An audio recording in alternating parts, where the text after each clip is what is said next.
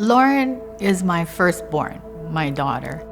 We've always been close, our whole family. And my daughter, she's like just the most genuine person. And I'm so proud to be her mom. My favorite thing about my mom is that I can go to her for anything as a friend and look for advice as a mom too. 2 years ago, I had a lump in my neck and I was referred by my PCP to see Dr. Maria Ver. I ultrasounded the lump at bedside and it looked like a complex cyst. On the same day, I said we had time to take it out of my clinic, and that's what we did. Without her even saying anything, the energy in the room changed. And then she said, "This doesn't look right." I brought it to the pathologist, he cut it up right there, and he came with a preliminary diagnosis of cancer. Hearing the word, "you have cancer," is beyond frightening. Because I didn't know what life would mean for me after that. The imaging did show that she had lesions or lumps on her left breast, as well as very large lymph nodes and also spots in her lungs. In her case, what was really important was to confirm that this was actually breast cancer and not a second cancer.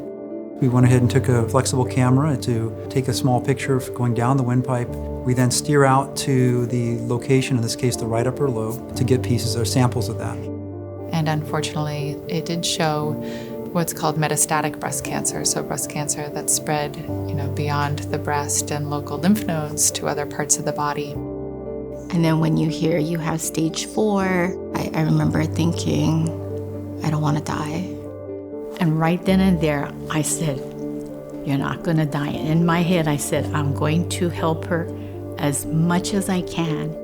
I just flash forward to my daughter, I flash forward to my mom, and I'm like, I can't leave them. The thought of my mom not being there anymore was frightening. I just wanted to do everything that I can to make sure that she was okay and that she would get better. Metastatic breast cancer is always, a very life-altering diagnosis, but it's also just as important for me to share that there is hope that it can be a chronic disease that is managed with medications over time. Telling myself, okay, you can't control that you were diagnosed. The only thing that I can control is how I show up for myself every day. Lauren started first-line treatment, and she's done incredibly well.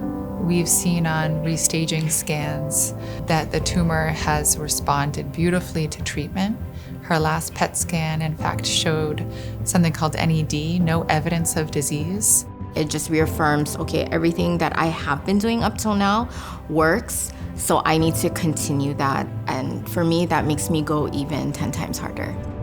She can fight this, and it gave me confidence to believe in her and believe that she can survive it.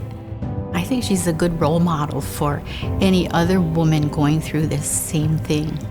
Your health and well-being is your priority, and it's not being selfish. You need to take care of yourself in order to take care of others. Treatment of breast cancer is really a team-based approach, and it was wonderful working both with Dr. Ver and Dr. Crawley to take care of Lauren as best we could.